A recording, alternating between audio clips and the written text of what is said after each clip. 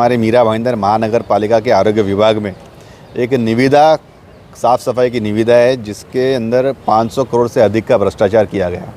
देखिए, हम भारतीय जनता पार्टी के कार्यकर्ता हैं, माननीय नरेंद्र मोदी जी के विचारों और उद्देश्यों पर चलने वाले कार्यकर्ता हैं। आप देखते हैं नरेंद्र मोदी जी की गारंटी की भी गारंटी होती है, तो हम उस नेता के कार्यकर्ता हैं। मैं आपको गारंटी से बोलता हूँ कि ये जो हमने आवाज़ उठाई है, इस आवाज़ को हम अंजाम तक लेके जाएंगे। इसका लिखित रूप से मैंने शिकायत की है माननीय देवेंद्र फडणवीस साहब को, जो कि हमारे महाराष्ट्र राज्य के उप मुख्यमंत्री है, गृह मंत्री है, और एंटी करप्शन के अधिकारियों को इसकी जांच करने की मांग की है। वैसे तो मीरा भाईंदर महानगर पालिका पर भ्रष्टाचार के आरोप लगना कोई पहली बात नहीं है, इससे पहले भी कई आरोप लगे। आज एक पत्रकार परिषद लेके भारतीय जनता पार्टी के 145 विधानसभा क्षेत्र के चुनाव प्रमुख रवि व्यास ने आरोप लगाया कि 500 करोड़ रुपए का भ्रष्टाचार हुआ।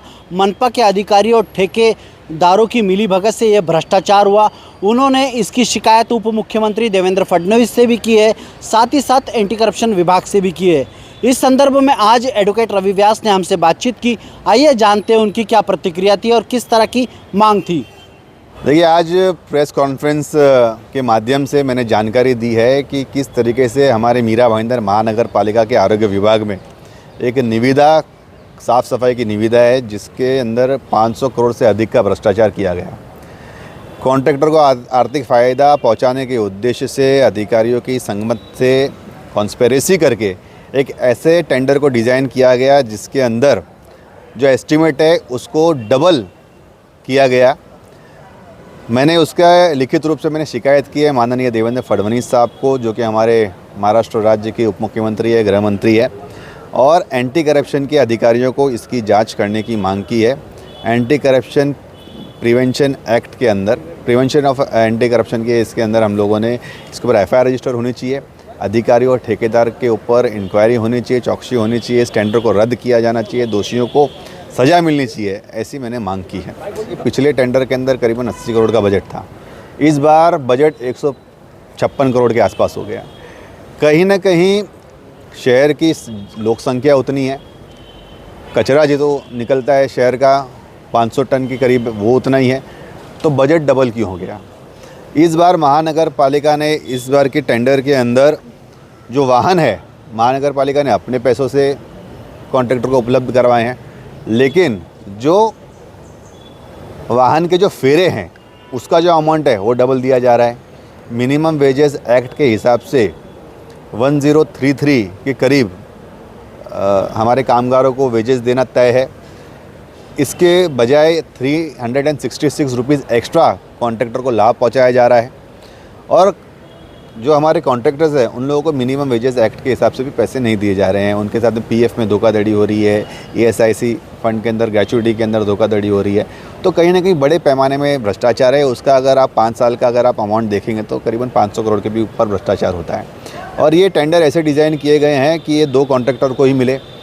जानबूझ के मीरा भाईंदर शहर में एक जोन हुआ करता था, उसे 2 कॉन्ट्रैक्टर को देने के लिए 2 जोन में डिवाइड किया गया, प्री डिसाइड किया गया।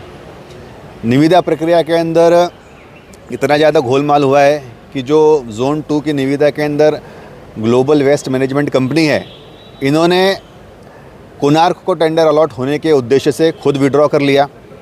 विड्रॉ करने के बाद में महानगर पालिका को ये बंधनकारक था कि वो ग्लोबल कॉन्ट्रैक्टर का EMD फॉरफिट करे, उन्हें ब्लैकलिस्ट करे, बट ऐसा ना करते हुए उन्हें जोन 1 का टेंडर में पार्टिसिपेशन भी करने दिया और उन्हें टेंडर भी अलॉट कर दिया। तो कहीं ना कहीं ये मिलीभगत है, ये सेटिंग है, ये रिंग बिठाई गई है, और महानगर पालिका में बड़े पैमाने में भ्रष्टाचार हुआ है, जनता का पैसा दुरुपयोग किया जा रहा है। देखिए, हमारे शहर के अंदर जो घरों से कचरा निकलता है, जो दुकानों से निकलता है, जो इंडस्ट्री से कचरा निकलता है, उस कचरा को जो कॉम्पैक्टर्स होते हैं, जो कचरा गाड़ी, घंटा गाड़ी जिससे बोलते हैं, उन कचरों के माध्यम से डंपिंग ग्राउंड तक लेके जाना है। सड़कों की, रोड की, गटर्स की, इन सभी की साफ़ सफाई करनी है। तो लेबर्स का पेमेंट होता है और दूसरा जो वाहन होता है उसका पेमेंट होता है। तो लेबर्स के पेमेंट में भी भ्रष्टाचार कर दिया है, और जो वाहनों का पैसा है उसमें भ्रष्टाचार कर दिया है। वाहन जो है वो कॉन्ट्रैक्टर को खरीदने होते हैं, लेकिन महानगर पालिका ने खरीद के दिए हैं। और जो पैसा दे रहे हैं भाड़े का, वो भाड़े का पैसा इतना ज़्यादा दे रहे हैं कि उसके अंदर EMI जो पिछली बार जो वाहन की जो अमाउंट थी उससे ज़्यादा EMI दिए जा रही है, उससे ज़्यादा उनको मतलब भाड़ा दिया जा रहा है। और जो महानगर पालिका का जो डंपिंग ग्राउंड के ऊपर कचरा लेके जाया जाता है 3 टन, और ये लोग बिल लेते हैं 60 टन का वसूल करते हैं। कोणार्क जो कॉन्ट्रैक्टर है उन्होंने उनके पास में पीएफ ईएसआईसी के जो सर्टिफिकेट्स है वो बेगस है, मैनिपुलेशन किया गया है। तो पूरी तरीके से एक करप्शन का मेरे ख्याल से एक बहुत बड़ा उदाहरण इस निविदा प्रक्रिया के अंदर और इस निविदा में देखने मिला है। मैंने आयुक्त साहब से भी मांग की है कि आप जिम्मेदार है इन विषयों को के ऊपर जांच के, तो आप तुरंत इसका पेमेंट रोकिए, टेंडर प्रोसेस को फिर से आपको करना है और ये जो निविदा आप लोग ने मंजूर की है इसे इमीडिएटली रद्द किया जाए।